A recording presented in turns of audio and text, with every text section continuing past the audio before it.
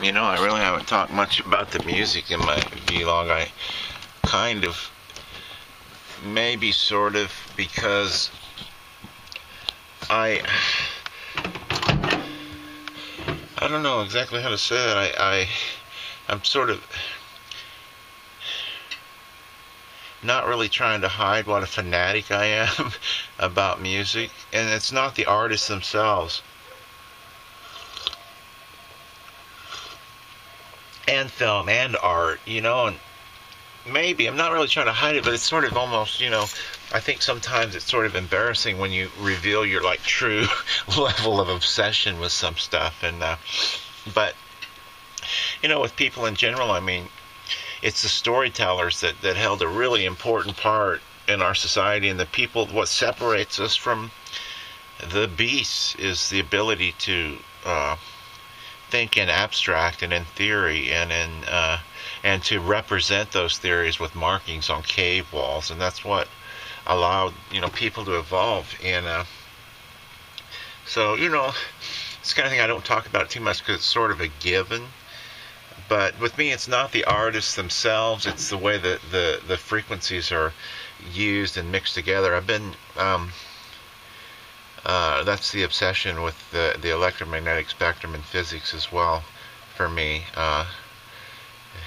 everything in this universe is energy and matter, and matter can be seen as freeze-dried energy. It is energy in a different state. So anyway, getting real deep there, but you know, I've been doing Led Zeppelin stuff. There are some bands, you know, I mean, they all have a certain magic to them, but there's a lot of stuff there. A lot of people have talked about when the levee breaks, and I'm primarily a musician and a producer and engineer, and I do everything myself from A to Z. It's taken a lot of years to get to where I can do that, and pretty well, but you know, it's the kind of thing, geez, I've been going at it for a long time, like hours and hours and hours.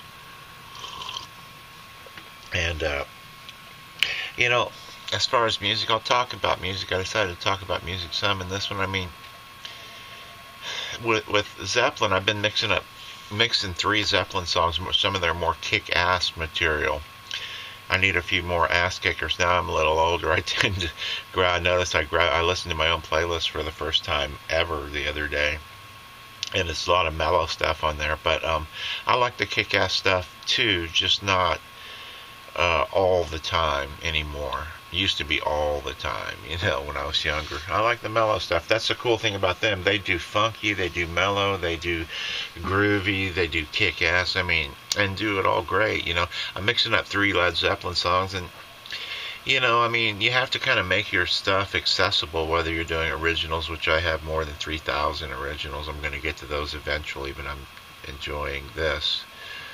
But a lot of people, you know, first of all, you know, with me, I mean, and technology, and then having a certain command of that technology, there's really not much I can't do with sound. It'll get even better as far as the technology, you know, but it's finally at a level. It's still a big, huge pain in the ass. It takes a tremendous amount of knowledge and skill to even do anything but pull your hair out. I'm mixing up 3 Led Zeppelin songs, kick-ass ones, with absolute perfect timing and sync, you know. And I also have to realize, you know, things have to be accessible, that people can understand.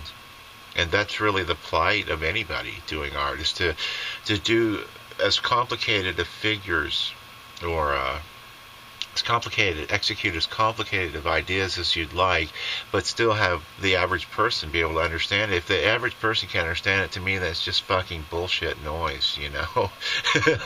I mean, you know, to a degree. But I'm primarily a musician, and a lot of people have asked about the videos. Honestly, I did a video. A lot of people have asked about that When the Levee Breaks video. I didn't.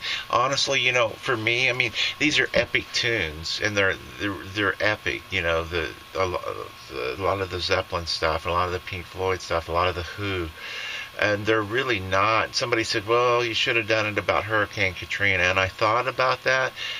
Uh, however, somebody else, I didn't reply. I don't reply to the comments, by the way, because I think people aren't really that interested in me. They're interested in the music, and also they want a mystique about where this came from. You know, I've kind of learned that. Uh, and But when the levee breaks in Hurricane Katrina, I spent a lot of times and learned to play guitar in New Orleans quite a bit. And I mean, it crossed my mind. And I looked around, but I'd already done one. It's called on the original with a video of Hurricane Katrina.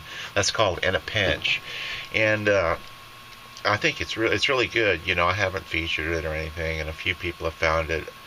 I have one called "In a Pinch," extended strip lick and overextended mix. It's like a 15-minute, very, very quiet, mellow blues jam that I really like. I'll get around to that stuff, but okay, yeah, when the levee breaks, I'm not talking, and they weren't talking to me, and that's all. That's the great thing about music. We all interpret it our own way, and that's kind of what video kind of ruined that about music. I used to see movies in my head when songs would play.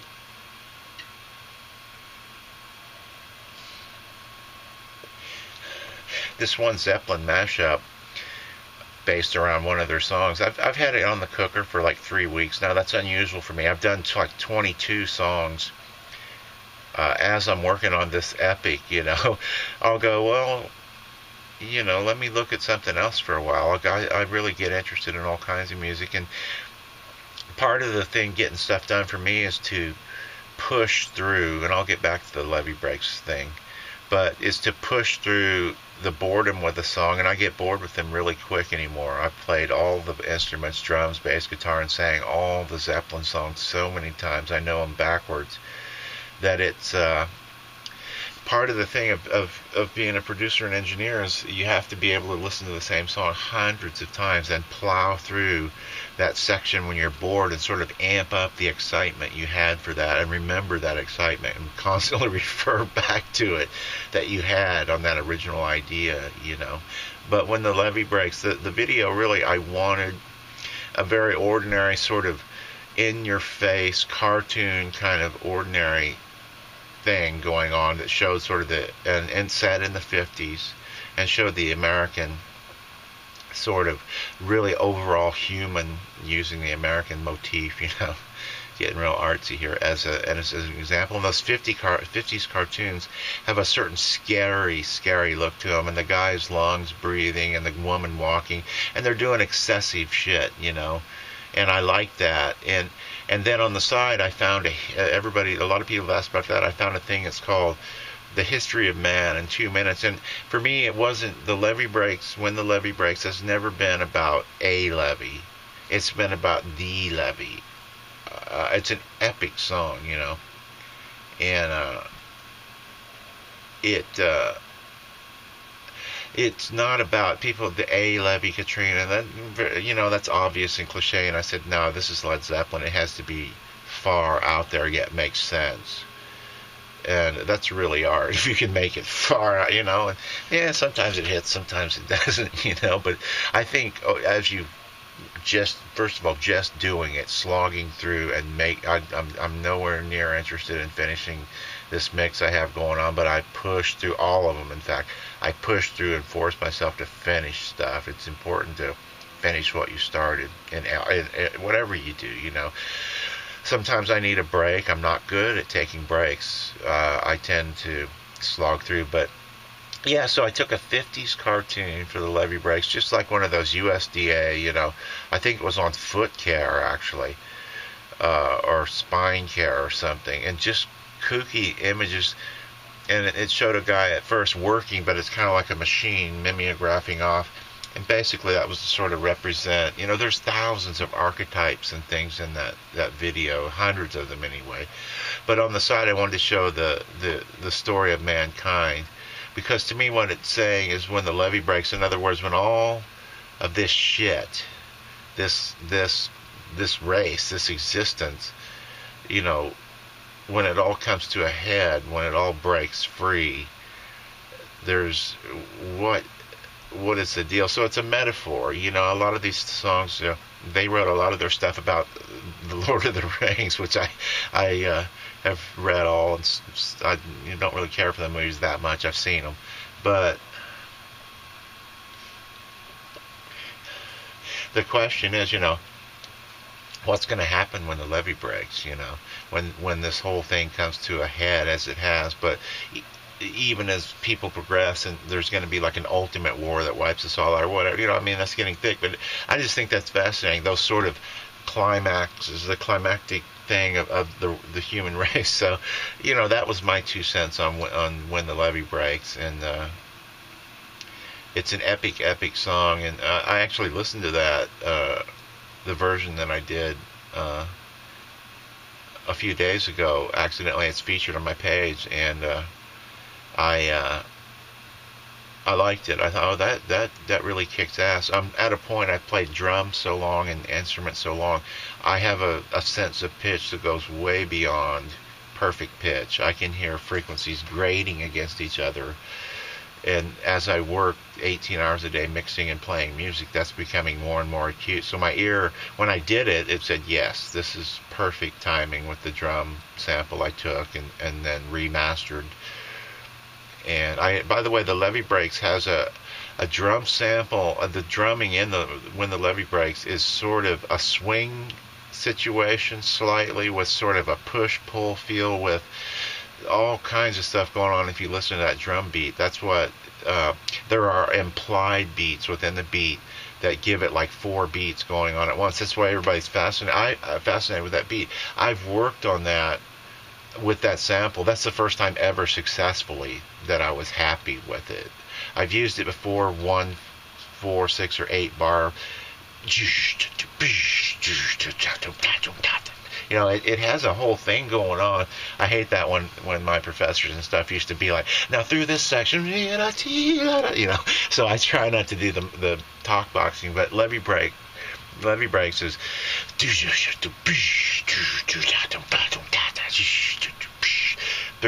each one is sort of playing in a different feel. The hi-hat, the kick, and they all imply something that's not really happening. So you can loop that all day long, and I had to loop it and time stretch it and